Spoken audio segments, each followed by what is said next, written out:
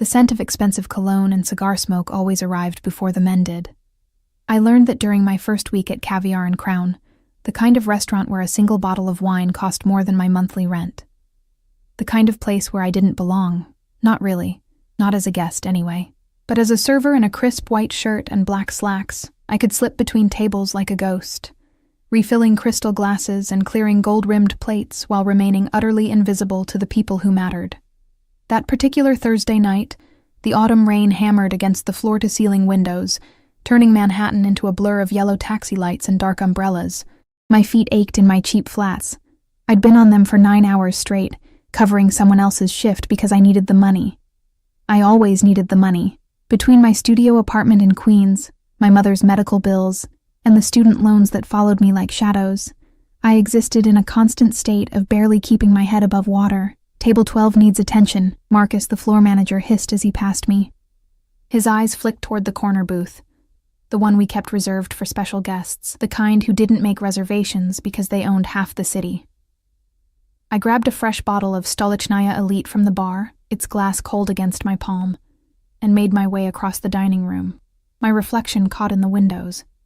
Mousy brown hair pulled back in a tight bun, pale skin that hadn't seen real sunlight in weeks, dark circles under my green eyes that no amount of concealer could hide.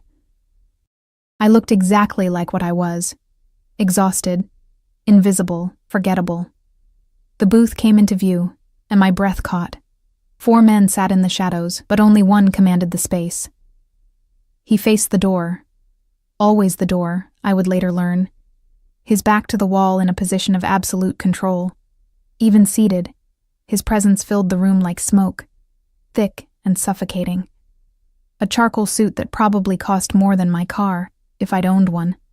Dark hair swept back from a face that could have been carved from marble. Sharp jawline, straight nose, lips that looked cruel even in repose. But it was his eyes that stopped me mid-step. Cold, calculating. The pale gray of winter ice, and just as unforgiving. 2 men flanked him like bookends. Security, obviously. Broad shoulders, dead eyes, hands that rested too casually near their jacket lapels. The 4th man, younger and nervous, sat across from the boss, sweating despite the restaurant's perfect climate control. I approached with the bottle, my service smile firmly in place. "Good evening, gentlemen. May I—" "Nakonec tu," the boss said, not looking at me. Finally. His voice was surprisingly soft, almost gentle, which somehow made it more dangerous. He spoke in rapid Russian to the nervous man, words I understood perfectly but wasn't supposed to. "Etot idiot dumayet, что я не знаю о его маленьких секретах." This idiot thinks I don't know about his little secrets. The nervous man's face went white. I stood frozen, the bottle growing warm in my grip. My grandmother's voice echoed in my memory. Her bedtime stories told in the language of her homeland, the private world we'd shared before she died.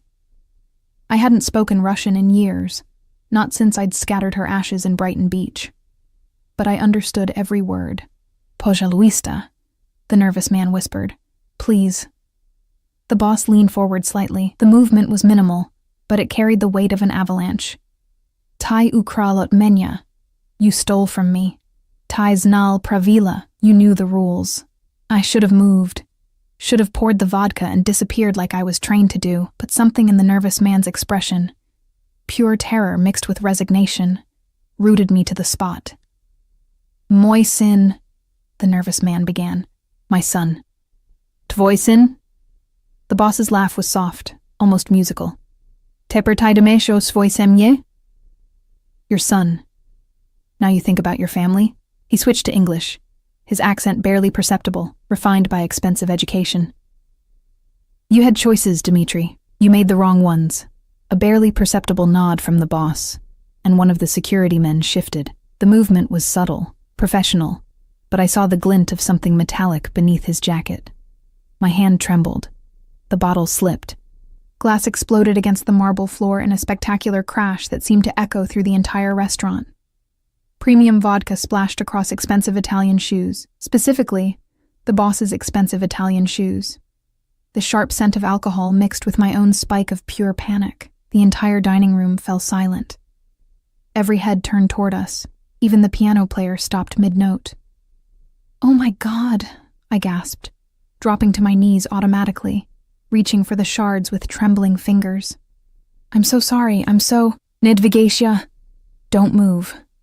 The command was quiet, but it sliced through the air like a blade. I froze, a piece of glass pressed against my palm, blood beginning to well from a cut I hadn't even felt. Slowly, I looked up.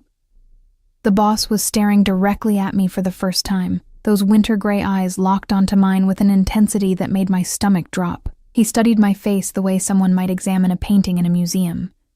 Careful, thorough, cataloging every detail, his head tilted slightly, like a predator that had just noticed something interesting about its prey.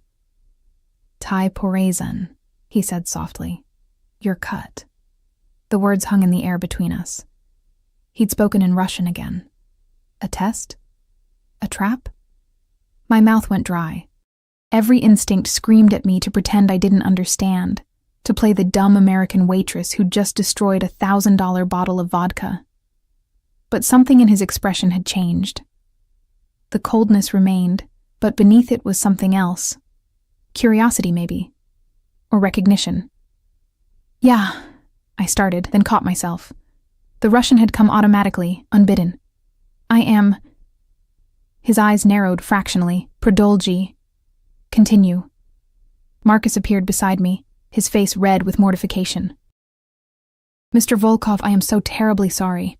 This will all be comped, of course, and she'll be... Leave us." The boss, Volkov, didn't look away from me. His voice remained soft, but Marcus retreated as if he'd been shoved. The two security men shifted closer. The nervous Dmitri had pressed himself back into the leather booth, forgotten in this new development. Volkov reached down, and I flinched instinctively, but his hand, large, warm, decorated with a platinum ring that caught the light, didn't strike. Instead, his fingers closed around my wrist, gentle but absolutely firm. He pulled my bleeding palm into view, examining the cut with the same intensity he'd used on my face. "Gluboko," he murmured, deep. Then, in English, "You need stitches." "I'm fine," I whispered, my heart hammered against my ribs. "It's nothing. I just need to..." "Tai ponimesh każdoje slovo, da?" He interrupted, still holding my wrist. "You understand every word, don't you?" The question wasn't really a question. The trap had already sprung shut. I just hadn't realized I'd stepped into it. I met his eyes. Probably the stupidest thing I'd ever done. "Da." "Yes." Something flickered across his face. Surprise? Satisfaction? It vanished too quickly to identify, replaced by that calculating coldness. But his thumb moved against my wrist, pressing against my racing pulse. Feeling it. Measuring it. Interesno. Interesting. He released my wrist and stood in one fluid motion. Up close, he was even more imposing, easily 6 feet tall, broad-shouldered, radiating the kind of power that didn't need to announce itself. He buttoned his suit jacket with practiced precision. "Mikhail, get the car." One of the security men disappeared immediately. I started to protest, still kneeling in broken glass and vodka. Volkov looked down at me, and for just a moment, I saw something predatory flash in those gray eyes. A wolf that had just found something unexpected in its territory. "You're bleeding on my shoes," he said calmly. "And you speak my language." His head tilted again, that same assessing gesture. "We're going to talk about why you were eavesdropping on a private conversation. And why..." His voice dropped lower, intimate and dangerous. "A little waitress from Queens who can barely afford her rent speaks fluent Russian." My blood ran cold. How did he know where I lived? How did he know anything about me? As if reading my thoughts, the corner of his mouth lifted in something that wasn't quite a smile. "You think I don't know everyone who works in my restaurant?" His restaurant. Oh God. Marcus reappeared with a first aid kit, his hands shaking as he tried to wrap my palm. Volkov made an impatient sound and took the gauze himself, his movements surprisingly gentle as he wound it around my hand. His fingers were warm, steady, absolutely controlled. "Sir, I can handle..." Marcus began. "Go finish with Dmitri," Volkov said without looking up from my hand. The words were casual, but they carried the weight of a death sentence. I glanced at the nervous man still trapped in the booth. Our eyes met for a fraction of a second, and I saw my own fear reflected back at me. "Don't," Volkov said quietly, drawing my attention back to him. "Don't look at him. He made his choices." He finished wrapping my hand and stood, pulling me up with him. I stumbled slightly, lightheaded from blood loss or fear or both. His other hand caught my elbow, steadying me. "You, however, you just made yours without even knowing it." The restaurant's front door opened, and I felt, rather than saw the man, Mikhail, return. "Car's ready, boss." Volkov's hand remained on my elbow, his grip just firm enough to communicate that running would be pointless. He guided me toward the entrance, past tables full of Manhattan's elite, who were all very carefully not staring at us. "I have to..." I tried one last time, my voice barely a whisper. "My shift, my manager. I can't just..." "You don't work here anymore," Volkov said simply. We reached the door, and he paused, looking down at me with those winter eyes. Rain pounded against the glass beside us, and in the reflection, I saw what we looked like. A powerful man in an expensive suit, and a terrified girl who'd just shattered her entire life along with that bottle of vodka. "Почему ты боишься?" he asked softly, switching back to Russian. "Why are you afraid?" "Because you're dangerous," I wanted to say. "Because I understood what you said to that man. Because I saw what was going to happen to him. And now I'm a witness to something I was never supposed to see. But what came out was, "Я не хочу умереть." I don't want to die. For the first time, something almost human crossed his face.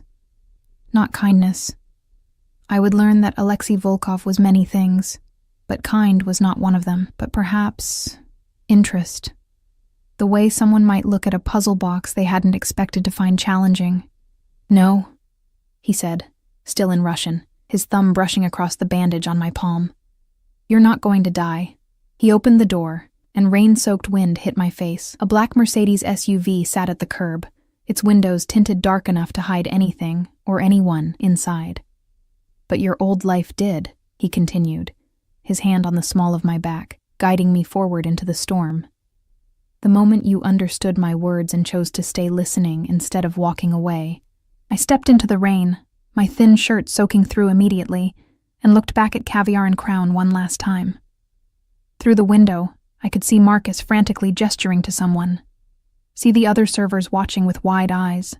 See the booth in the corner where Dmitri sat alone now, his face in his hands. "What happens to him?" I asked as Volkov opened the SUV door. He studied me for a long moment, rain running down his face without seeming to touch him. "You want to save him?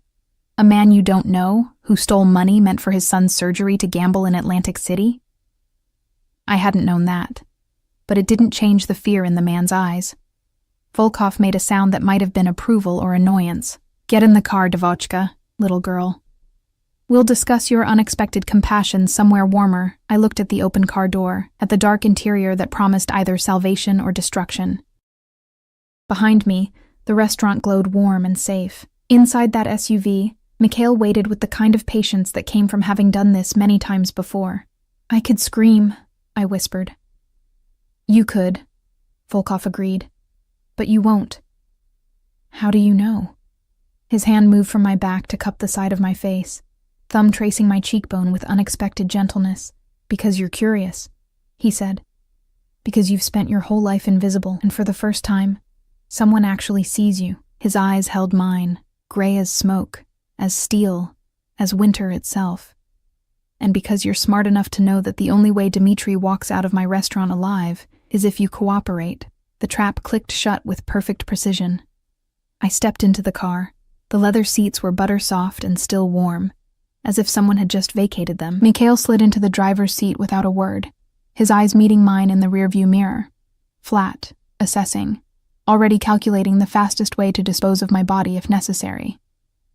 I'd seen that look before, in my neighborhood, in the faces of men who dealt in commodities more valuable than money, secrets, fear, control. Volkov settled beside me, close enough that I could smell his cologne.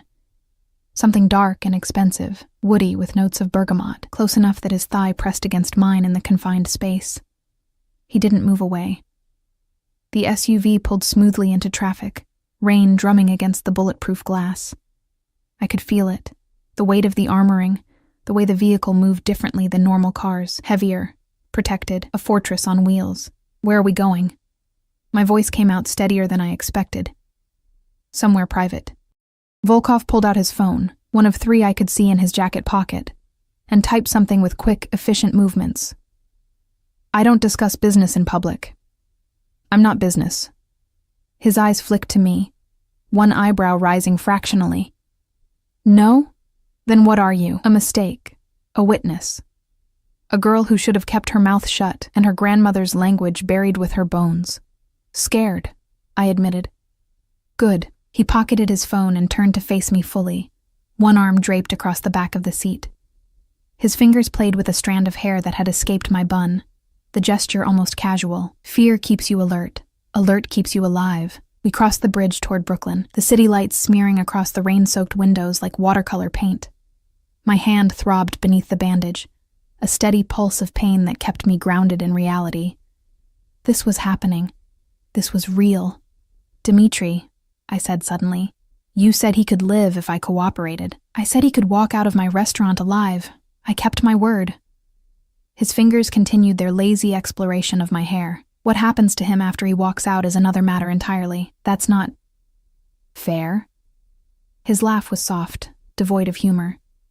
Dmitri stole $70,000 from me, money that belonged to people who expect results. His son needed surgery, yes. Stage 4 neuroblastoma, very tragic. The surgery was already paid for, by me. His hand moved to the back of my neck, warm and possessive. He took the money I gave him for his dying child and gambled it away, lost it all in 3 nights, then tried to steal more to cover his tracks. My stomach churned. I didn't know.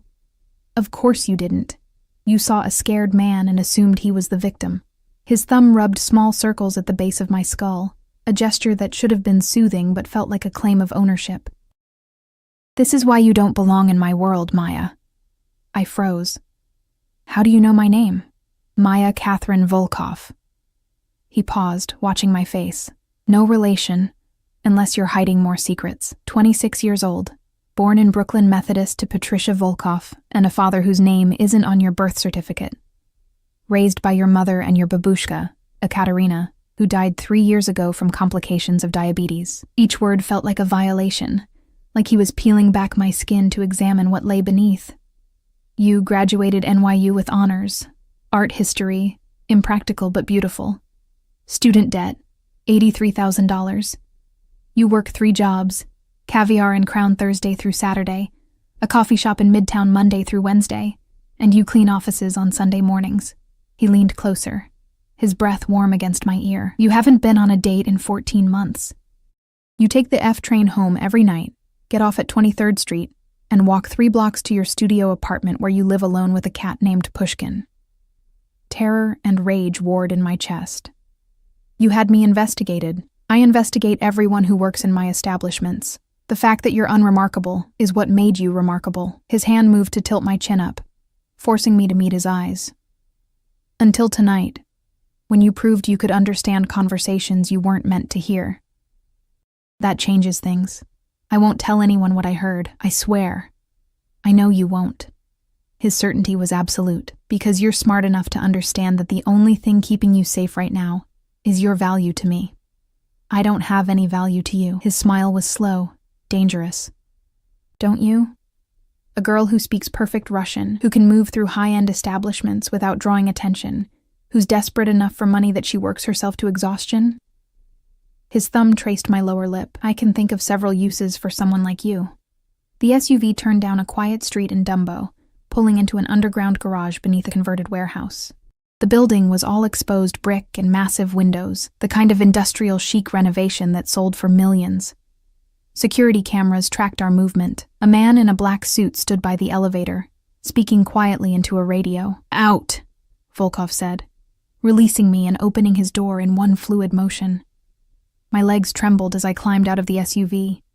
The garage was pristine, holding a collection of vehicles that together probably cost more than my neighborhood. A Bentley, a Porsche, another Mercedes, and what looked like a vintage Rolls-Royce. Everything black, everything deadly elegant. Mikhail remained by the car while Volkov guided me toward the elevator with that same possessive hand on my lower back. The security guard nodded respectfully, deferentially, and stepped aside. "Sir," Yuri called. "The shipment is later." Volkov's tone allowed no argument. The elevator doors closed on us, sealing me into another confined space, with a man who seemed to take up all the available oxygen. We rose in silence. I watched the numbers climb, 12 floors, each one taking me further from any possibility of escape. The elevator was mirrored, and I caught our reflection.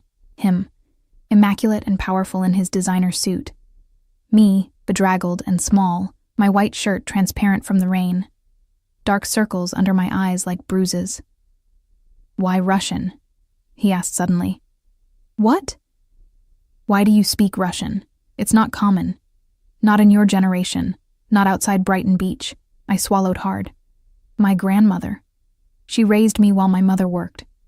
She only spoke Russian at home. Said I needed to know where I came from." "And where is that?" "Smolensk. She left during the Soviet collapse. Met my grandfather in New York. He was already here, working construction. He died before I was born." His expression shifted slightly, something almost like recognition. "Smolensk. My mother was from Smolensk." The elevator dinged, doors sliding open to reveal a penthouse that looked like it had been designed by someone with unlimited funds and very specific taste. Floor-to-ceiling windows showcased the Manhattan skyline, rain streaking down the glass like tears. The furniture was minimal, leather, chrome, dark wood, and everything was positioned with mathematical precision. A space designed for control, not comfort. 2 more security guards stood inside, both armed. They nodded to Volkov and ignored me completely. "Leave us," Volkov said, shrugging out of his wet jacket. One of the guards took it and disappeared. We were alone. He crossed to a bar in the corner, poured 2 glasses of vodka, not the premium stuff from the restaurant, but something in a bottle with Cyrillic labels I recognized as real Russian import. He handed me one and gestured to a leather couch positioned to face the windows. "Sit." I remained standing. "I want to go home." "Not yet." He took a measured sip, watching me over the rim of his glass. "First, we establish some rules. I don't work for you. You do now." He set his glass down and moved closer, close enough that I had to tilt my head back to maintain eye contact. "You have a choice, Maya. You can work for me willingly and be compensated well for your time and discretion, or you can refuse, and I'll find other ways to ensure your silence." "You mean kill me? Death is so permanent, so wasteful." His hand came up to cup my face again, that same gentle touch that belied the threat in his words. "I prefer mutually beneficial arrangements. You need money. I need someone I can trust to move through certain spaces without drawing attention. Someone who can listen, observe, report back to me in a language most of my enemies don't bother learning anymore. A spy. An asset." His thumb traced my cheekbone. "I'll pay off your student loans, cover your mother's medical expenses, triple what you make now for half the work." The offer was staggering, impossible, too good to be true. "And if I say no?" His expression didn't change, but something cold slithered through his eyes. "Then you become a liability, and I don't keep liabilities around." My hand shook, vodka sloshing in the glass. "That's not a choice." "No," he agreed, "it's not. But I'm giving you the illusion of one, which is more than most people in your position receive." I took a desperate sip of vodka, the liquid burning down my throat. My grandmother's voice echoed in my memory. "Be smart, Maishka. In this world, you survive by knowing when to bend and when to break." What would I have to do? Satisfaction flickered across his face. "Attend certain events with me, high-end charity galas, restaurant openings, gallery showings, places where wealthy people gather and speak freely around the hired help. You'll watch, listen, and tell me everything you hear. That's it?" "That's it." He took the glass from my hand and set it aside, then captured both my wrists in his hands. His grip was gentle, but I could feel the strength coiled beneath it, the promise that he could hurt me if he chose. But there are rules. You don't speak of what you hear or see. Not to friends, family, the police. No one. You don't ask questions about my business beyond what's necessary for your tasks. And his voice dropped lower, more intimate. You belong to me, under my protection, which means no other men. No dates, no relationships, nothing that could compromise your position or create divided loyalties. You're insane. I'm careful. He pulled me closer, eliminating the space between us. His body was solid, warm, radiating power. People who work for me are valuable. People who work for me and can be manipulated through romantic attachments are liabilities. You're not going to what? Fall for the man who's offering you financial freedom. Who sees you when the rest of the world looks through you? His hand slid up to cradle the back of my head. I'm not asking you to love me, Maya. I'm asking you to be smart. His other hand moved to my waist, pulling me flush against him. I could feel every hard plane of his body, the steady beat of his heart, the heat of him soaking through my wet clothes. Why me? I whispered. You could have anyone. Why does it have to be? Because you're invisible, he said simply. Beautiful in a way people don't notice until they really look. Educated enough to move in elite circles, but desperate enough to need what I'm offering. And his fingers tightened in my hair. Because you remind me of someone I lost. The admission surprised us both. His jaw tightened, as if he'd revealed more than intended. Who? That's not your concern. He released me abruptly and stepped back, his mask of control sliding back into place. You have until Monday to decide. I'll have Mikhail drive you home. You'll find your student loan account paid off by morning. Consider it a signing bonus whether you accept or not. I stared at him, my mind reeling. Why would you pay my loans if I haven't agreed? Because now you owe me regardless of your decision. And because... He picked up his phone, already moving on to the next thing, dismissing me. I want you thinking about what your life could be with my resources behind you. The elevator dinged. Mikhail had returned, standing silently by the open doors.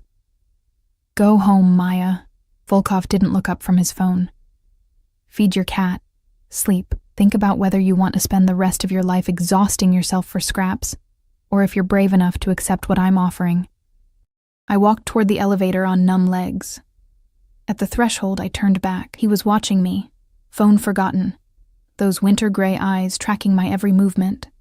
Dmitri, I said quietly. What happens to him? He has until tomorrow to return what he stole. If he manages that miracle, his son keeps his father. His head tilted. Does that satisfy your conscience? It didn't. But it was more mercy than I'd expected. The elevator doors closed, and I sagged against the mirrored wall, my reflection staring back at me with wild eyes and rain-soaked hair. My phone buzzed. A text from Marcus. Don't come back, you're fired. Then another notification. My banking app. I opened it with shaking fingers. Student loan balance, $0 A text from an unknown number. Sweet dreams, Meshka. Monday morning, 9 a.m. I'll send a car. A V. The elevator descended, carrying me back down to earth, but I knew with absolute certainty that I was already falling into something far more dangerous than gravity. I didn't sleep. How could I, when my entire world had been dismantled and reconstructed in the span of 3 hours? I sat on my threadbare couch with Pushkin purring in my lap, staring at my phone screen as if the numbers might change back, as if the zero balance might reveal itself as a hallucination brought on by stress and blood loss. But Saturday morning light filtered through my dusty window, and the balance remained 0.00, $83,000, gone, just like that. My mother called at 8, her voice thin and tired from the overnight shift at the nursing home where she'd worked for 20 years. Masha, you sound strange. Are you sick? She was the only one who still called me by my Russian name. Everyone else used Maya, easier, more American, less likely to mark me as other. I'm fine, Mama, just tired. You work too much, like your babushka, always working. A pause, then softer. I got a call from the billing department at Mount Sinai. They said my account is paid in full. Did you... Masha, please tell me you didn't do something foolish. My throat constricted. The medical bills. Nearly $40,000 for her diabetes treatment. The complications. The hospital stays. I'd been paying them down at $200 a month, watching the interest accumulate faster than I could chip away at it. No, Mama, I didn't do anything foolish. Liar. Then how? I'll explain later. I have to go. I hung up before she could press further, before the weight of what I'd agreed to, what I was going to agree to, because we both knew I had no real choice, crushed the air from my lungs. The weekend passed in a blur of impossible stillness. I called in sick to the coffee shop, ignored Marcus's increasingly angry texts about the uniform I hadn't returned, and existed in a state of suspended animation. Saturday night, I searched Alexei Volkov's name on my laptop. The results were terrifyingly sparse. A few society page photos, him in a tuxedo at charity events, always with a different beautiful woman on his arm, never smiling. An article about his import-export business that had made him a fortune. Nothing about the Russian mob, nothing about violence or crime, or the cold calculation I'd seen in his eyes. But the absence of information was more telling than any exposé could have been. Men like Volkov didn't accumulate that kind of power by being careless enough to leave evidence. Sunday morning, I cleaned my apartment with manic energy, scrubbing tiles that were already clean, organizing closets that held almost nothing. Anything to avoid thinking about tomorrow. About the car that would arrive at 9, and the choice I'd already made the moment I stepped into his SUV. My phone buzzed at noon. Unknown number. Wear something simple but elegant. You're accompanying me to a gallery opening. AV. My hands shook as I typed back. I haven't said yes. His response was immediate. Your mother's medical bills say otherwise. The car will be there at 8 p.m. I threw my phone across the room, watching it bounce off the couch cushions. Pushkin yowled and fled to the bedroom. He was right. God help me. He was right. Monday morning arrived with gray skies and the threat of more rain. I dressed in the only outfit I owned that might qualify as elegant, a simple black dress I'd bought for my grandmother's funeral, paired with the same tired flats I wore to every job. My reflection in the mirror looked haunted. Pale skin, hollow eyes, hair that I'd tried and failed to style into something sophisticated. I looked like exactly what I was. A girl playing dress-up in a world she didn't belong to. The car arrived at 8:55. Not the SUV from Thursday night, but a sleek black sedan with windows tinted so dark they looked like holes in reality. The driver was a different man, older, with salt and pepper hair, and eyes that had seen too much. Miss Volkov, he said, opening the rear door. I'm Victor. I'll be your primary driver. I'm not. I started to correct him, then stopped. Not his Volkov. Not yet. But the claim had already been staked. The brand already applied. The drive to Dumbo was silent. Victor didn't attempt conversation, didn't even glance at me in the rearview mirror.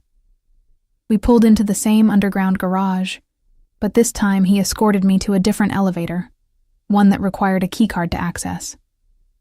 Mr. Volkov is expecting you in his office, 12th floor. The elevator opened directly into a space that made the penthouse seem warm by comparison. Glass walls divided the floor into sections. One corner held a conference room where 3 men in suits were having an intense discussion. Another contained rows of monitors displaying security footage from what looked like a dozen different locations. And at the far end, behind floor-to-ceiling windows that showcased the East River, sat Alexei Volkov. He didn't look up as I approached, his attention focused on papers spread across his massive desk. In the morning light, he looked younger, mid-30s maybe, and somehow more dangerous. The expensive suit had been replaced by slacks and a white dress shirt with the sleeves rolled to his elbows, revealing forearms corded with muscle and marked with scars that told stories I didn't want to know. You're early, he said without looking up. Eager? Or anxious? Terrified. That made him glance up. His expression was unreadable, but something flickered in those gray eyes. Approval, maybe. Good. That will keep you sharp. He stood and circled the desk, and I was reminded again of how he moved. Economical, precise, like everything he did was calculated 3 steps ahead. He stopped in front of me, close enough that I had to tilt my head back. "Let me see your hand." I held out my bandaged palm. He unwrapped it carefully, examining the cut with the same focus he'd given his paperwork. The wound had scabbed over, angry and red, but healing. "It'll scar," he said matter-of-factly. "I have others." His eyes met mine. "Show me." "What?" "Your other scars. Show me." Heat crawled up my neck. "Why?" "Because I need to know what I'm working with, because scars tell stories, and I want to know yours." His hand caught my wrist. "Show me, Maya." The use of my name, not Maishka, not Miss Volkov, but Maya, somehow made it more intimate, more dangerous. With my free hand, I pushed up my left sleeve, revealing the pale line along my forearm. Broke my arm when I was 12. Climbing the fire escape to get away from... I stopped. From? My mother's boyfriend. He drank. The words came out flat, emotionless. Old wounds I'd long since stopped feeling. Babushka took care of me after that. He left. Volkov's thumb traced the scar, his touch feather-light. More. I turned my wrist, showing him the burn mark near my thumb. Grease fire at my first restaurant job. I was 16. More. There's a C-section scar on my abdomen, I said quietly. From when I was 22, I was pregnant. The baby. My voice cracked. She didn't make it. Placental abruption at 32 weeks. His hand tightened on my wrist, the only sign he'd heard something that mattered. The father? Gone before I even knew I was pregnant. One night stand with a grad student who made it clear I was a mistake. I pulled my hand back, wrapping my arms around myself. Can we not do this? No, I told you. I need to know who you are. He moved to a leather armchair by the window and gestured for me to sit in the matching one across from him. You've lost a child. That changes a person. It made me careful. It made you afraid. Not an accusation, just an observation. You stopped taking risks, stopped living, started just surviving. He wasn't wrong. After Lily, I'd named her even though she never breathed. I'd retreated into the safety of routine. Work, sleep, work again. No friends who might ask questions. No relationships that might lead to more loss. Just existence, grinding and gray. Why do you care? I asked. Because fear is useful, but it can also be a weakness. I need to know which one applies to you. He leaned back, studying me. Tell me about your grandmother. The shift in topic threw me. What about her? You speak Russian because of her. You loved her. What else? I swallowed hard. She was fierce. Survived Stalin's purges, the collapse, immigration. She worked in a factory here for 30 years, raised me when my mother couldn't, and never complained. Not once. My voice softened. She used to tell me stories, fairy tales from the old country, but darker, real. About girls who survived by being clever instead of just beautiful. Like Vasilisa the Wise, I looked up, surprised. You know the tale? My mother told it to me. The girl who outwitted Baba Yaga and claimed her own power. His lips curved slightly. I always preferred it to the ones where the princess just waited to be rescued. For a moment, something almost human passed between us. A recognition of shared history, shared culture. Then his phone buzzed, and the moment shattered. He glanced at the screen, his expression hardening. Dmitri is dead. My stomach dropped. What? They found him in the Hudson this morning. Bullet through the head. He said it with the same tone someone might use to comment on the weather. He didn't come up with the money, but you said... I said he had until tomorrow to return what he stole. He chose to run instead. Volkov pocketed his phone and stood. This is the world you've entered, Maya. Actions have consequences. Mercy has limits. I felt sick. I could have... What? Saved him? He moved to stand in front of me, his hand cupping my chin and forcing me to meet his eyes. You're not a savior. You're not even particularly powerful. You're a girl who happened to understand the wrong conversation at the wrong time, and now you're mine. The sooner you accept that, the easier this becomes. I'm not yours. No? His thumb traced my lower lip. Then walk away. Right now. Walk out that door. and I'll let you go. It should have been easy. It should have been automatic. Run from the monster, save yourself, survive. But my mother's medical bills were paid. My student loans were gone. And Victor was waiting downstairs to drive me to a life where I didn't have to count every dollar, every meal, every moment. I can't, I whispered. I know. He released me and checked his watch. Tonight, we attend the gallery opening. You'll wear the dress I had delivered to your apartment. What dress? Check your closet when you get home. It will fit.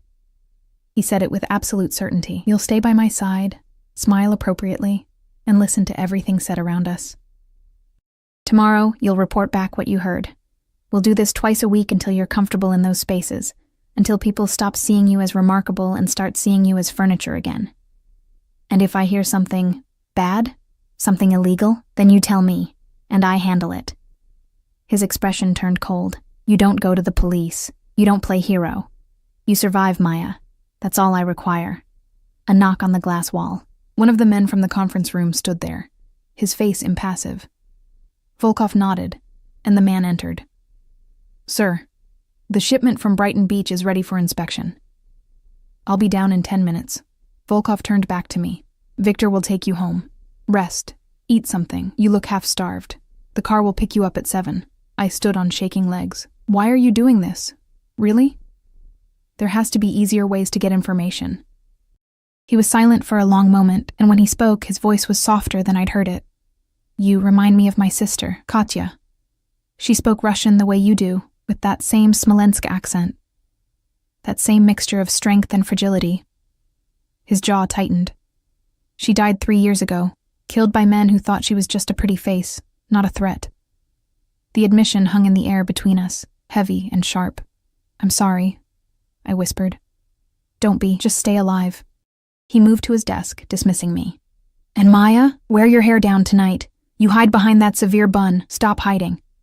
The elevator doors closed on his office, on the world I was stepping into, and I realized with crystalline clarity that I'd just sold my soul to a devil who looked at me and saw a ghost. The dress was waiting for me when I got home, draped across my bed like a promise or a threat. Deep emerald green silk that caught the light and shimmered like water. Simple in design, sleeveless, fitted bodice, a skirt that would fall just below my knees, but unmistakably expensive. The kind of garment that cost more than 3 months of my old rent. A pair of heels sat beside it, black and elegant, exactly my size. He'd known. Somehow, he'd known my measurements, my shoe size, even the shade of green that would complement my pale skin and dark hair. I touched the fabric with trembling fingers. It felt like surrender. Pushkin wound between my legs, meowing plaintively. I'd forgotten to feed him, forgotten everything except the weight of Volkov's words. You're mine. The afternoon crawled by with agonizing slowness. I tried to eat, managed half a sandwich before my stomach revolted, tried to read, stared at the same page for 20 minutes without absorbing a single word. Finally, I gave up and stepped into the shower, letting scalding water pound against my skin until it turned pink. At 6:30, I began the transformation, hair washed and dried, falling in soft waves around my shoulders instead of scraped back into submission. Minimal makeup. I'd never learned to do more, just mascara and a touch of lipstick I'd bought years ago and never worn. The dress slid over my body like a second skin, fitting perfectly, impossibly. I looked in the mirror and barely recognized myself. The woman staring back looked elegant, sophisticated, like she belonged in Volkov's world of bulletproof cars and underground garages. But her eyes, my eyes, held the truth. Terrified. Trapped. You remind me of my sister, the words echoed as I slipped into the heels. Was that all I was to him? A replacement for a ghost? A living doll to dress up and parade around while he grieved someone he'd lost? Victor arrived at 7 exactly. His expression didn't change when he saw me, but he held the car door open a fraction longer than necessary. You look well, Miss Volkov. Maya, I said automatically. Please, just Maya. Mr. Volkov prefers... I don't care what he prefers. The words came out sharper than intended. My name is Maya. Victor's lips twitched, not quite a smile, but close. As you wish, Maya. The gallery was in Chelsea, a converted warehouse with soaring ceilings and walls of exposed brick. We pulled up to a red carpet, an actual red carpet, where photographers clustered like vultures, flashbulbs already popping. Panic seized my chest. I can't. You can. Victor's voice was surprisingly gentle.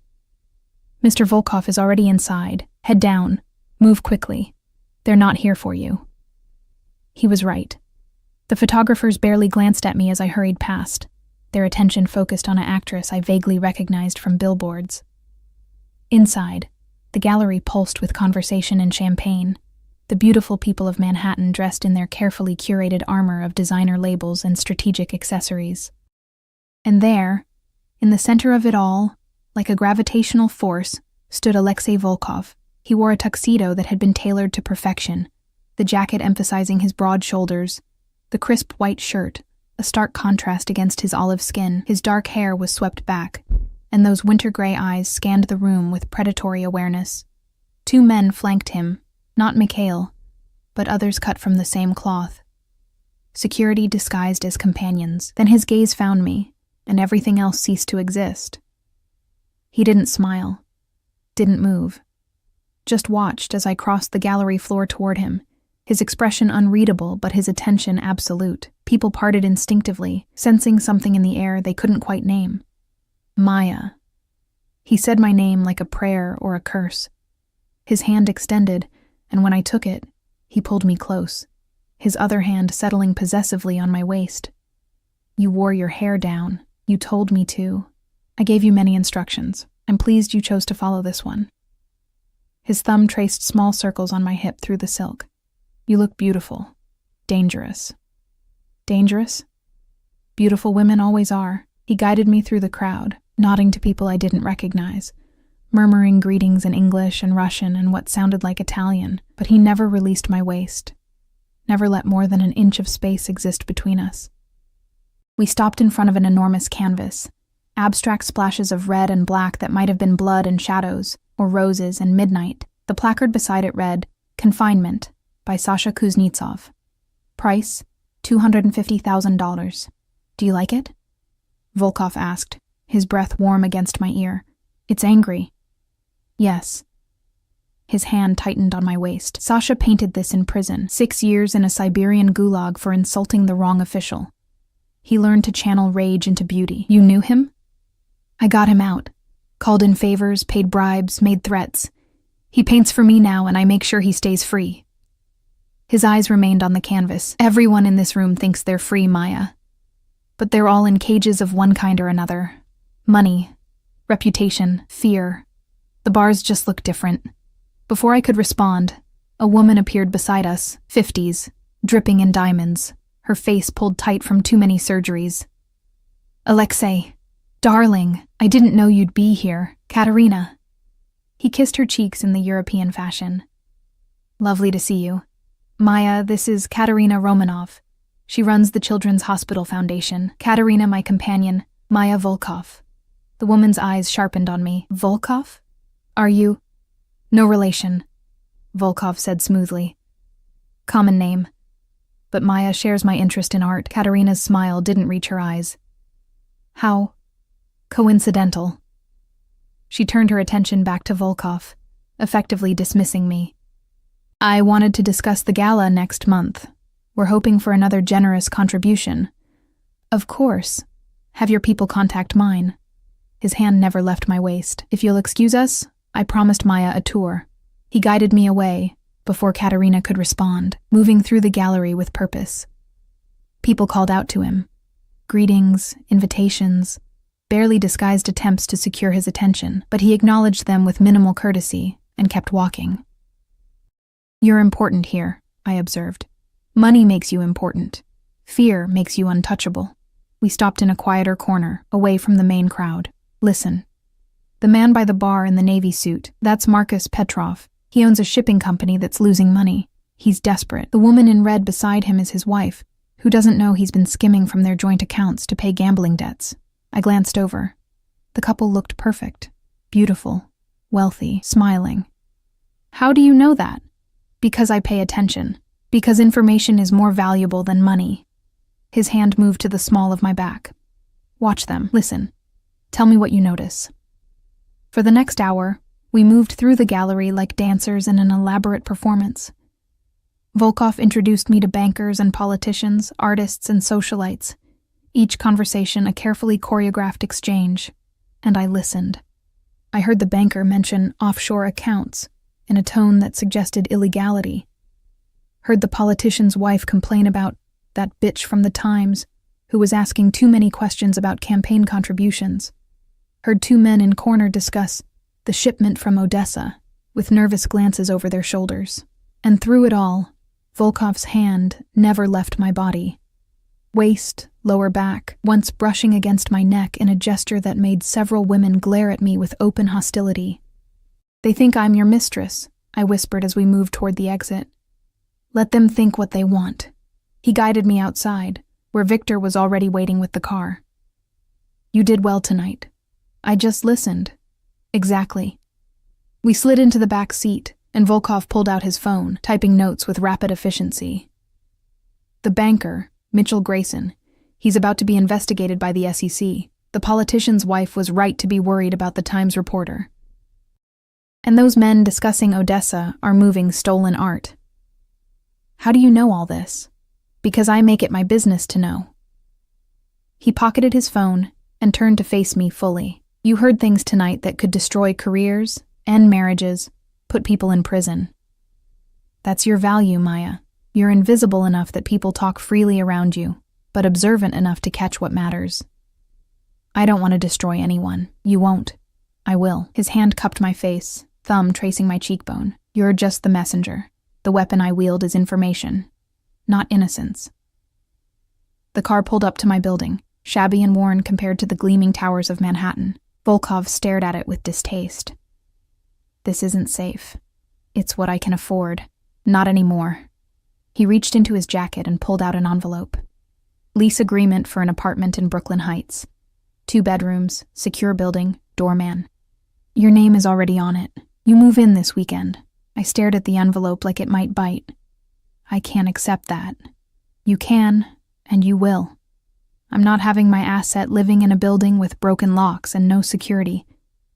His tone brooked no argument. Victor will help you pack on Saturday. The apartment is furnished. You're controlling my entire life.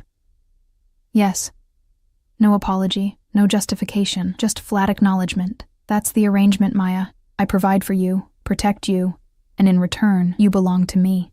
Exclusively. I'm not a possession. Aren't you? His hand moved to my neck, fingers curling gently around my throat. Not squeezing, just holding. A reminder of how easily he could hurt me if he chose. Your education. Paid for. Your home. Provided. Your safety. Guaranteed. Everything you have, everything you are now, exists because I allow it.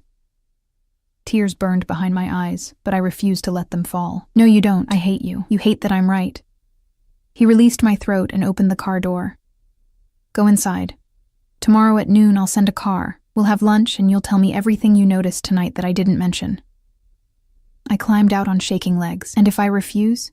If I just don't get in the car tomorrow? He leaned forward, his face half-shadowed, those gray eyes gleaming like a wolf's in darkness. Then I'll come get you myself. And I won't be gentle about it. The door closed. The car pulled away, and I stood on the sidewalk in my beautiful dress and borrowed heels, watching my cage transform from bars to silk. Tuesday morning, I called my mother. Masha, I've been so worried. You haven't answered my calls. I'm fine, Mama. I got a new job. Better pay. I'm moving to a better apartment. Silence. Then, carefully, what kind of job? Assistant work, for a businessman. The lie tasted like ash. It's legitimate, I promise, Masha. I have to go. I'll call you this weekend. I hung up before she could press further, before the weight of what I'd become crushed the air from my lungs. At noon exactly, Victor appeared at my door, not with the car, in person, his expression carefully neutral. Mr. Volkov is waiting at Per Se. Traffic is heavy. We should leave now. Per Se. I'd heard of it. One of the most expensive restaurants in New York.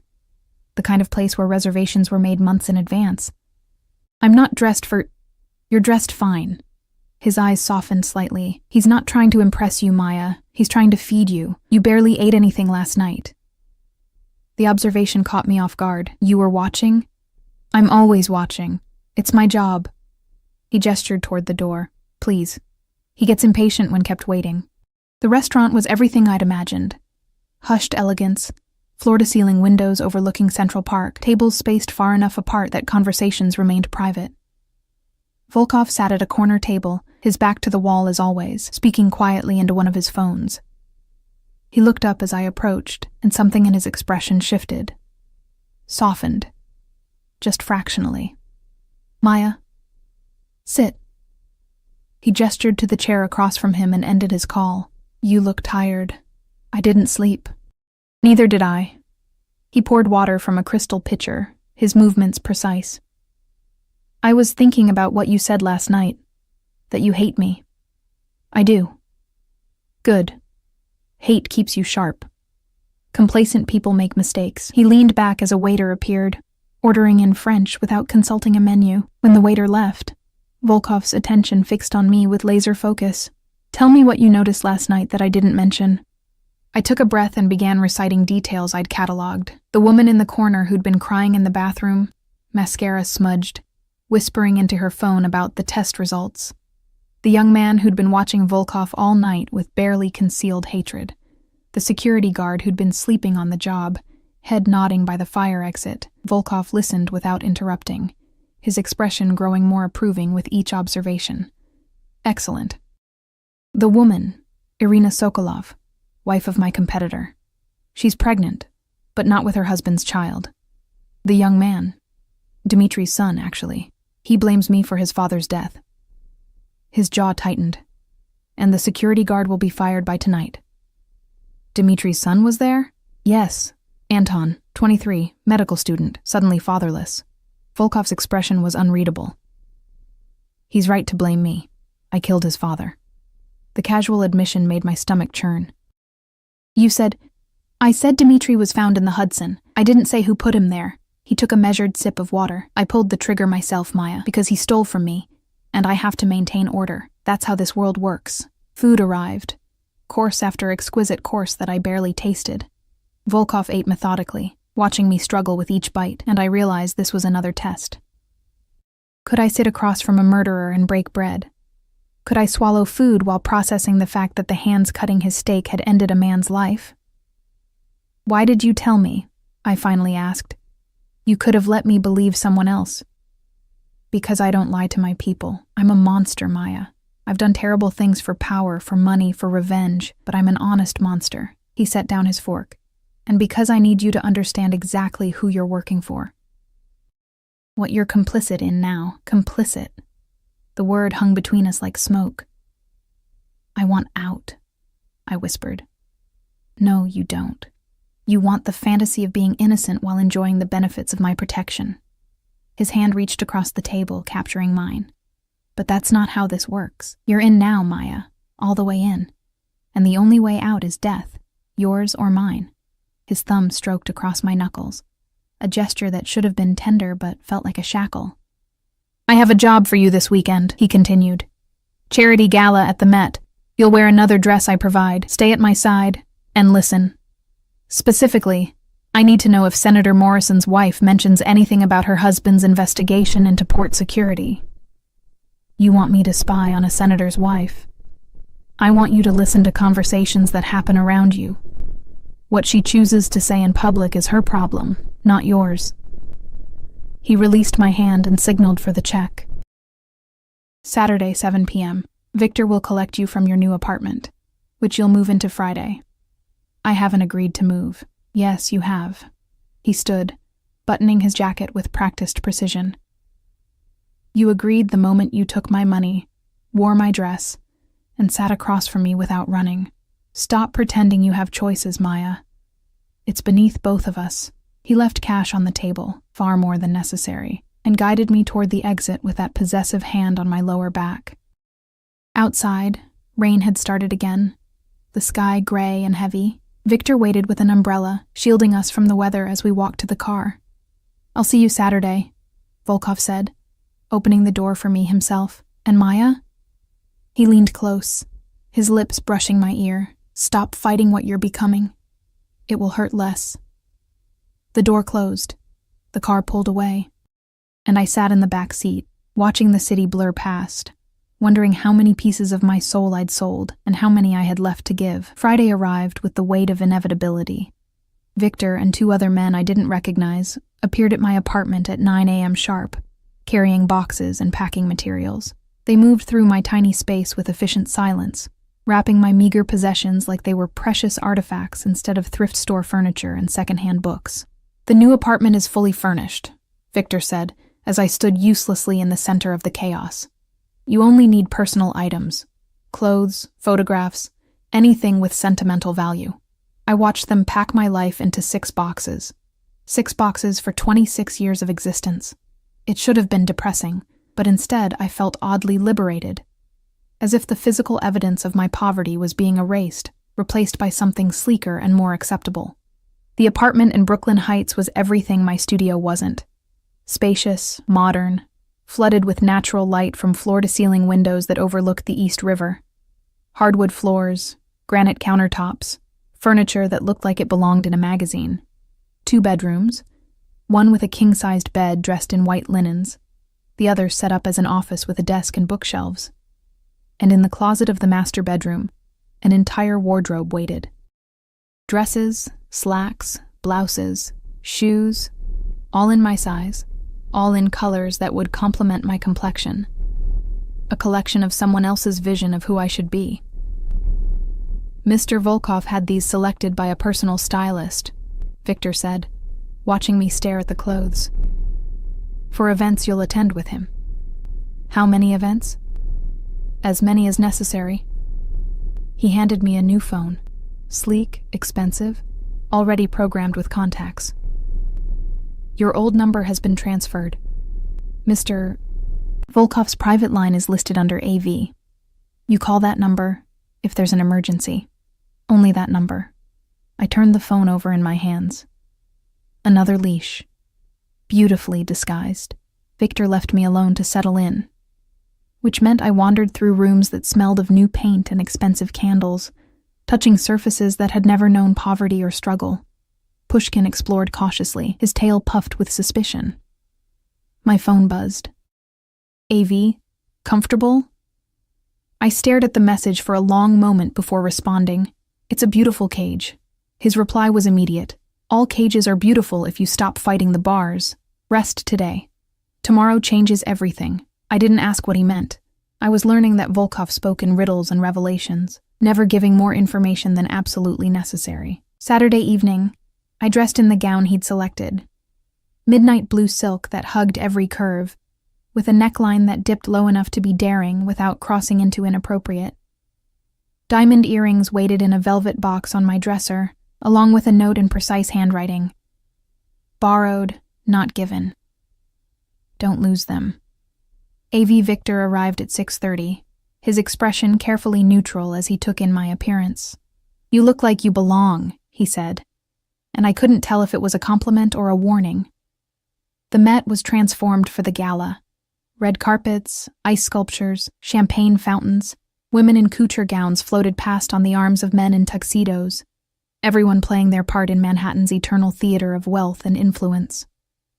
Volkov waited at the top of the stairs, and when he saw me, something flickered across his face, hunger, possession, something darker I couldn't name. He descended the steps with predatory grace and took my hand, raising it to his lips. Prekrasna, he murmured against my knuckles. Beautiful. You're staring. I'm admiring my investment. His hand slid to my waist, pulling me flush against him. Every man in this room is going to wonder who you are and how I found you. Let them wonder. We entered together, and I felt the shift in attention, the subtle turns of heads, the whispered conversations behind champagne flutes. I wasn't invisible anymore. I was marked as his, and that made me visible in ways I'd never experienced. Senator Morrison and his wife held court near the classical sculpture gallery. The senator was silver-haired and charismatic, working the room with practiced ease. His wife, Diane, was 15 years younger, blonde, beautiful and brittle around the edges, in the way of women who'd traded beauty for security and weren't sure they'd gotten the better deal. "Senator," Volkov said smoothly, approaching with me on his arm, "thank you for your work on the Port Security Committee. Your dedication to keeping our city safe is admirable." Morrison's smile didn't waver, but his eyes sharpened. "Mr. Volkov, I didn't know you'd be here tonight. I go wherever beauty and culture intersect." Volkov's hand tightened on my waist. "May I introduce Maya Volkov, no relation, though I'm trying to convince her otherwise." The implication hung in the air, that I was his lover, his possession, his prize. My face heated, but I kept my expression neutral. Diane Morrison's eyes raked over me with barely concealed disdain. "How lovely. Another Russian import. Brooklyn, actually," I said quietly. "Born and raised. How authentic." She turned her attention back to Volkov, effectively dismissing me again. "We should talk about your contribution to the Children's Fund. Of course." "Maya, darling, why don't you explore the galleries? I'll find you shortly." He kissed my temple, a gesture of casual intimacy that made Diane's eyes narrow. I understood the dismissal for what it was, an opportunity to listen without him as a distraction. I drifted toward the sculpture gallery, champagne in hand, playing the part of the bored companion. Diane Morrison appeared beside me 5 minutes later, her smile sharp as broken glass. "So, how did you meet Alexei?" "At a restaurant. I was working. He was persistent." "I bet he was." She took a long sip of champagne. "Men like him always are. They see something they want, and they take it. Doesn't matter who gets hurt in the process." There was something bitter in her tone, something personal. "You know him well?" "Well enough to know he's dangerous." Her eyes found Volkov across the room, deep in conversation with her husband. "My husband thinks he can control men like Alexei. Thinks his committee and his investigations will somehow contain the wolves at the gates." She laughed, the sound brittle. "But wolves don't get contained. They just wait for the right moment to strike." "Your husband's investigation is going to get someone killed." She cut me off, her voice dropping to a whisper. "The port security bill isn't about safety. It's about control, about who gets to move what through this city. And there are people, powerful people, who don't want that control shifting." Her eyes met mine. "If you care about Alexei at all, tell him to be careful. The nets are closing." Before I could respond, a woman in red interrupted, pulling Diane away with air kisses and exclamations. I was left standing among marble statues of Greek gods, my mind racing. The nets are closing. I found Volkov 20 minutes later on a balcony overlooking the city, his silhouette dark against the glittering skyline. He didn't turn as I approached, but his posture shifted, acknowledging my presence. "Did you learn anything interesting?" he asked. I repeated Diane Morrison's warning verbatim, watching his shoulders tense with each word. "She's not wrong," he said finally. "Morrison's bill would require electronic tracking of all shipping containers entering the port. It would make certain business arrangements much more difficult. Illegal business arrangements." "Business is business, Maya. Legal and illegal are just words governments use to control commerce." He turned to face me, and in the moonlight, he looked almost vulnerable, almost human. Did she seem afraid? Resigned, like she knows something bad is coming and can't stop it. Because she does. Morrison has enemies beyond me. Enemies who aren't as civilized about removing obstacles. He moved closer, his hand cupping my face. "This is what you need to understand. I'm not the worst monster in this city. I'm just the most honest about what I am. That doesn't make it better. It makes it survivable." His thumb traced my lower lip. "You're doing well, Maya. Better than I expected. You listen, you remember, you don't panic. These are valuable skills." "I panic plenty. I just hide it well." "Good. Fear keeps you alive." He leaned down, his forehead resting against mine. "I need to tell you something. Anton Dmitriev, Dmitri's son, has been making threats. Against me, against my businesses, against anyone associated with me." My blood ran cold. "He knows about me?" "He saw us together at the gallery opening. He's young, angry, grieving. A dangerous combination." His hands moved to my shoulders, gripping firmly. Victor will be with you at all times now. No exceptions. And if you see Anton anywhere near you, you run. You call me immediately. You're frightened. The realization shocked me. You're actually worried. I'm cautious. There's a difference. But his grip tightened. Anton has nothing to lose, which makes him unpredictable. Unpredictable is more dangerous than powerful. We stood on the balcony as the gala continued inside, the sounds of laughter and music drifting through the open doors, and for the first time, I saw past the cold control to the man beneath. Someone who'd lost a sister, who bore the weight of violence and empire, who looked at me and saw a ghost he couldn't save, but might be able to protect. Why me? I whispered. Really? Why did you choose me? Because you were invisible. Because you survived losses that should have broken you. Because... He stopped, jaw tightening. Because I remind you of Katya. No. His hand slid down to capture my wrists. At first, maybe. But now you're just you, Maya. Stubborn, compassionate, stronger than you believe. And that terrifies me more than Anton's threats ever could. Why? Because I can't afford to care about you. Caring creates weakness. Weakness creates openings. And in my world, openings get people killed. But his hands on my wrists were gentle. His eyes, usually so cold and calculating, held something warm and dangerous. Then let me go, I breathed. End this arrangement. Let me disappear. I can't. The admission seemed torn from him. I tried, these past few days. Tried to convince myself you were just a tool. Just another asset. But when I think about you in that shitty apartment with broken locks or walking home alone at night or...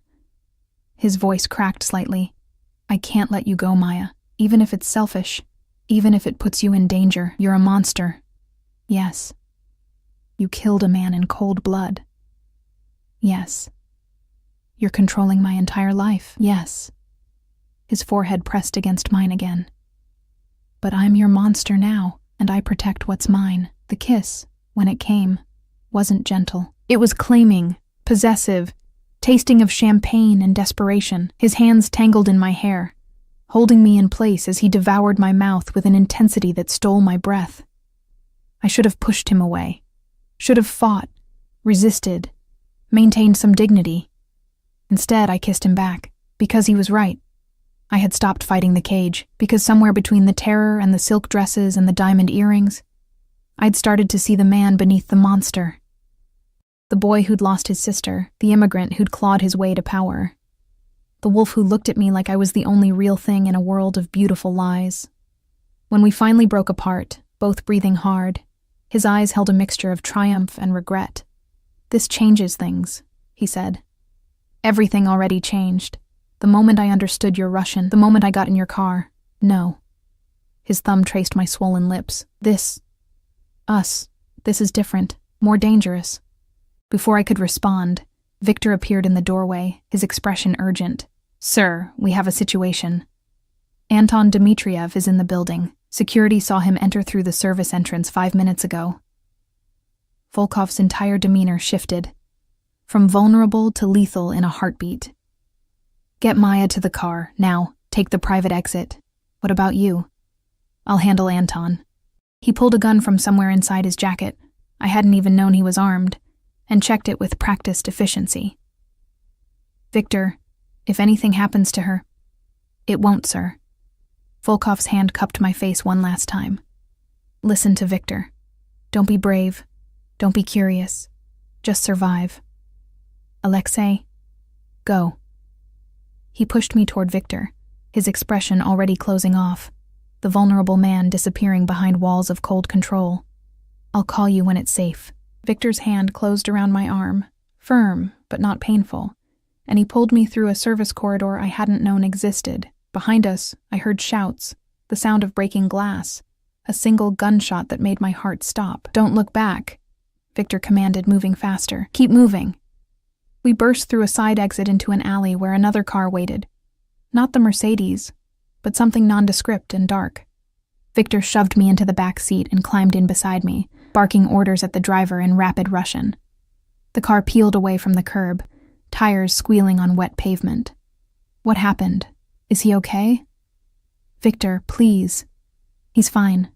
He's always fine. But Victor's hand was white-knuckled on the door handle. Anton came alone, stupid, emotional. Exactly what Mr. Volkov expected. Did he? I couldn't finish the sentence. Kill him? Probably not, Mr.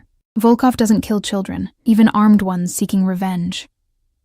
Victor's eyes met mine in the darkness. But he'll make sure Anton understands that threatening what belongs to him has consequences, what belongs to him. We drove in silence, the city lights blurring past, until we pulled up to my new building. Victor escorted me all the way to my door, checking the apartment thoroughly before nodding. Lock everything. Don't leave until you hear from Mr. Volkov. I'll be outside. He paused at the door. He cares about you, you know. More than is wise. More than he's cared about anyone since Katya. That doesn't make this okay. No. Victor agreed. But it makes it real. And in our world, real is rare enough to be valuable. He left, and I locked the door with shaking hands. Pushkin wound around my ankles, oblivious to the violence and danger swirling in the world outside our fortress of steel and glass. My phone buzzed at midnight. AV. It's handled. Anton is alive but understands the consequences of threatening what's mine. Get some rest. Tomorrow we talk about what happens next. Me. What happens next? The response took longer this time. You stop being an asset and become something more dangerous. My weakness. My vulnerability. Mine. I stared at those words until they blurred. Until I wasn't sure if they were a promise or a threat. Maybe they were both. 3 weeks passed in a blur of gallery openings, charity galas, and whispered conversations. I learned to move through Manhattan's elite circles like a ghost, collecting secrets and trading them for Alexei's protection. The arrangement became routine, almost comfortable, in the way cages become comfortable when lined with silk. But everything changed the night of the Russian Heritage Foundation dinner. Alexei had been tense all evening, his usual control frayed at the edges, his hand on my waist gripped tighter than necessary. His eyes scanned the room with an intensity that made even hardened criminals nervous. Something's wrong, I whispered as we moved through the crowd. Senator Morrison's investigation is accelerating. He has evidence of shipments I can't explain away. Evidence that could put me away for 20 years. His jaw tightened. I need to neutralize the threat. You mean kill him? I mean make him understand that pursuing this isn't in his best interests. He guided me toward the balcony, away from listening ears. But there's another option. One I don't want to pursue. What option? He was silent for a long moment, his hands gripping the balcony railing hard enough to turn his knuckles white. Marry me. The words hung in the air between us. Impossible and inevitable. What? Marry me. Legally, officially. Become untouchable under spousal privilege. You can't be forced to testify against your husband.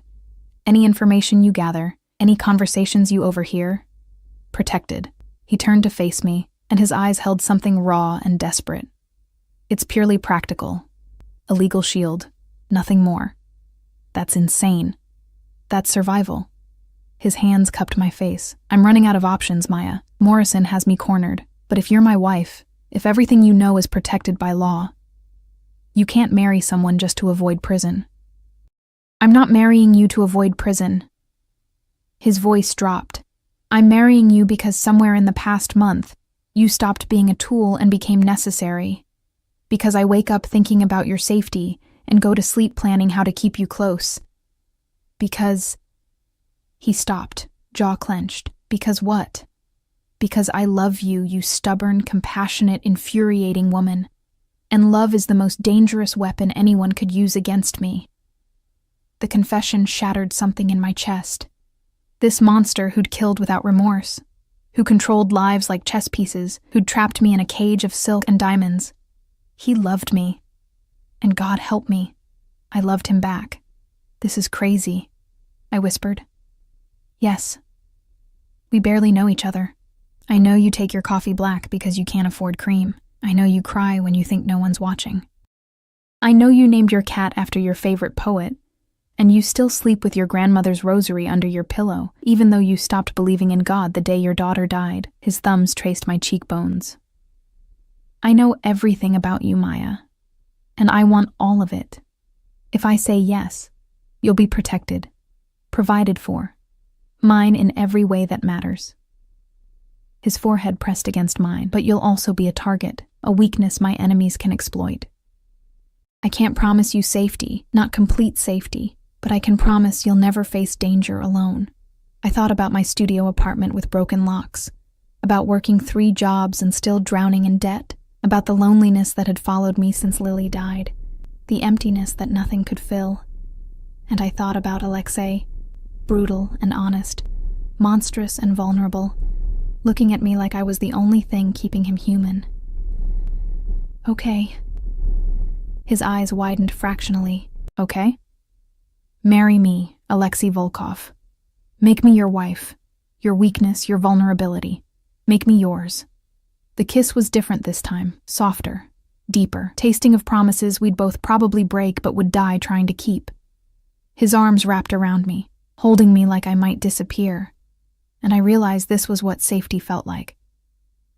Not the absence of danger, but having someone who'd stand between you and the wolves. Tomorrow, he said against my lips. We'll do it tomorrow. Quick, legal, before Morrison can move. Tomorrow, I agreed. We married at City Hall on a Tuesday morning, with Victor and Mikhail as witnesses. I wore a simple cream dress Alexei had delivered that morning. He wore his usual immaculate suit. The ceremony took 7 minutes. When the clerk pronounced us husband and wife, Alexei slid a platinum band onto my finger. No diamond, just a simple ring engraved with Russian words. Moya Sudba, my destiny. It was Katya's. He said quietly, she'd want you to have it. I kissed him in front of the bureaucrat and the security guards and the other couples waiting their turn. And for the first time in 3 years, I felt something other than numb. Morrison's investigation collapsed 2 weeks later. Evidence disappeared. Witnesses recanted. The senator announced his retirement due to health concerns, and Diane Morrison filed for divorce. Anton Dmitriev left the country, relocated to Prague with a generous settlement that would cover his medical school education. Alexei never told me what he'd said to make the boy abandon his vendetta, but I didn't ask. Some cages, I was learning, were built from mercy as much as control. 6 months later, I stood in our penthouse, not his, ours, watching the sun set over Manhattan. My hand rested on my still flat stomach, on the impossible miracle growing inside me. The doctor had said it was unlikely I'd ever conceive again after Lily. But unlikely wasn't impossible. Alexei's arms wrapped around me from behind, his hand covering mine on my belly. Scared? He murmured against my ear, terrified. Good. That means you understand what's at stake. His hand tightened. I won't let anything happen to you, or to our child. I promise. You can't promise that. Watch me. He turned me to face him, those winter gray eyes holding mine. I'm a monster, Maya. I've done unforgivable things. But I protect what's mine. And you...